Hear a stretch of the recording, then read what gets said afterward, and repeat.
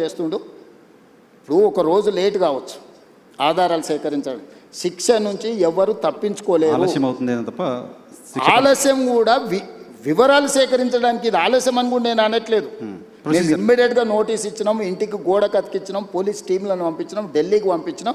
మేము అన్ని రకాల ప్రయత్నాలు చేస్తాం. మేము హార్ష్గా బిహేవ్ చేయలేము. నేను హార్ష్గా నన్ను జైల్లో పెట్టిన కేసీఆర్ కుటుంబం పట్ల ఎప్పుడైనా హార్ష్గా వ్యవహరించిన 28 నెలలు అయింది.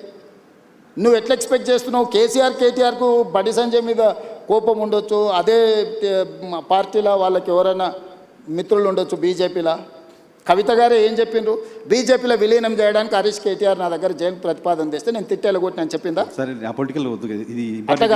అంటే విలీనం చేయాలన్నప్పుడు మరి బండి సంజయ్ ఏమైనా వ్యతిరేకించిండా వీళ్ళను?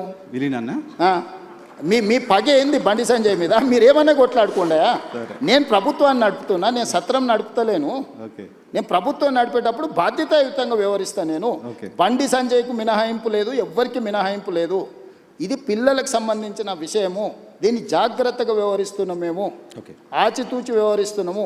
ఏ ముద్దాయి కూడా తప్పించుకోడు. నేను బాధిత కుటుంబానికి అష్యూర్ చేస్తున్నా, 100% ఈ ప్రభుత్వం బాధితులకు అండగా నిలబడుతుంది. తప్పు చేసిన వాళ్ళను తప్పకుండా శిక్షిస్తుంది. ఇందులో మీకు ఒక విషయము, డిసెంబర్ 31, 2025 కంటే ముందు జరిగిన సంఘటనలే ఫిర్యాదులు ఉన్నాయి. జనవరి 1, 2026 నుంచి ఇక్కడి వరకు ఫిర్యాదుల సంఘటనలు లేవు. 4-5 నెలల క్రితం జరిగిన సంఘటనల మీద ఫిర్యాదు వచ్చినప్పుడు 4-5 నెలల కింద ఎక్కడెక్కడ సంఘటనలు జరిగిన వివరాలు సేకరించడం కొంత సమయం పట్టదా? ఇప్పుడు నిన్న జరిగిందో మొన్న జరిగిందో, నిన్న మేము ఎక్కడో వెళ్తే మా మీద ఇట్లా దాడి జరిగిందంటే ఆ విచారణ వేరు.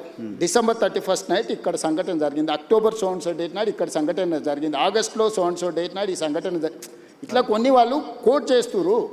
4 నెలల వెనక్కి వెళ్ళి జరిగిన సంఘటనలని సేకరించాలంటే మేము టెక్నాలజీని వాడాలి. టెలిఫోన్ టవర్స్, అమ్మాయి అబ్బాయి టవర్స్ ఒక దగ్గర ఉన్నాయా లేవా, సిగ్నల్స్, లేకపోతే ఎక్కడైతే వెళ్ళిందో అక్కడ ఏమైనా సీసీ కెమెరాలు ఉన్నాయా, అక్కడ ఏమైనా ఫుటేజ్ ఉందా? పోలీస్ విచారణ అంతా ఓకే. అరే మరి అంటే మీరు సింపుల్గా ఎందుకు అర్జెంటుగా తీసుకొచ్చేసి కోదండం ఎక్కించి కొడతలేరు, సంజయ్ కొడుకును ఊరేస్తలేరు? ఈ అంటే ఏమంటారు, ఇది ఇది ఎట్లా ఆన్సర్ చేయాలి? నేను దాని గురించి ఎక్కువ డిస్కషన్ ఒకటి జనరల్గా ఆన్సర్ చేయాల్సింది ఏంటంటే, భారత హోంశాఖ మంత్రి కొడుకు కేసు అయిన తర్వాత పారిపోవడం ఏంటి? అది చాలా తప్పు. అది బండి సంజయ్ గారు నైతిక బాధ్యత తీసుకొని కొడుకుని ఎంబడే విచారణకు పంపించాలి. నేను కూడా సూచన చేస్తున్న ప్రజాప్రతినిధిగా ధైర్యంగా ఎదుర్కోవాలి. పారిపోతే పరిష్కారం కాదు కదా. నేను బండి సంజయ్కి సూచన చేస్తున్నా. బండి సంజయ్ కూడా కష్టపడి కింది నుంచి కార్యకర్త నుంచి అక్కడికి వచ్చిండు. కొడుకు తప్పిదం వల్ల ఆయనకు తలవంపులు వచ్చినాయి. కానీ నిలబడి తప్పైనా ఒప్పైనా నిలబడి జవాబు చెప్పాల్సిన బాధ్యత ప్రజాప్రతినిధిగా బండి సంజయ్ మీద ఉంది. దాని నుంచి ఆ బాధ్యత నుంచి బండి సంజయ్ తప్పించుకోలేడు. నేను ఈ వేదిక మీద నుంచి బండి సంజయ్ గారికి సూచన చేస్తున్నా, తక్షణమే నీ కొడుకుని తీసుకొచ్చి పోలీస్ స్టేషన్లో నువ్వే అప్పచెప్పు. దానివల్ల నీ గౌరవం పెరుగుతుంది సమాజంలో. విచారణను ఎదుర్కోమనుండ్రి. తప్పో ఒప్పో విచారణ అధికారులు తెలుసా, నిజాయితీ కలిగిన అధికారులను వేసిన విచారణ ఎదుర్కొని నిలబడు, అంతే తప్ప పారిపోతే ఆదర్శంగా ఉండాలి. ఇప్పుడు మేము ఇవన్నీ ఇవన్నీ అసర్టైన్ చేసుకున్న తర్వాత కంప్లీట్గా అగ్రెసివ్గా పోలీస్ బిహేవ్ చేస్తారు. ఇప్పుడు ఇవన్నీ అసర్టైన్ చేసుకొని నోటీసులు ఇచ్చినాం, వాళ్ళకి సమయం ఇచ్చినాం. ఆ నోటీస్ సమయం లోపల వాళ్ళు స్పందిస్తారని ఆశయం. స్పందించకపోతే పోలీస్ రకంగా వ్యవహరిస్తుంది. దీంట్లో 2 రోజులు వాయిదా వేసుకోవడం వల్ల వాళ్ళకు వచ్చే లాభం ఏం లేదు. నిలబడి విచారణను ఎదుర్కొంటే వాళ్ళ గౌరవమైన పెరుగుతుంది రాజకీయంగా. Right sir. మీ టైం కూడా అయిపోయింది. జస్ట్ క్విక్గా 2 క్వశ్చన్స్ తీసుకొని క్లోజ్ చేస్తారు.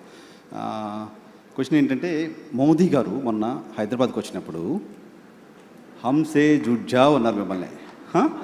దానికి మీరు డైరెక్ట్గా ఆన్సర్ చెప్పకుండా చిట్ చాట్లో ఏదో చెప్పి వదిలేశారు. ఇక్కడ ఆన్ రికార్డ్ కెమెరాలు ఏం చెప్పారు? ఆయన కలిసి నడవమంటే దాని అర్థం మేము మాట్లాడుకున్నాం. మీరు పొలిటీషియన్ మాత్రమే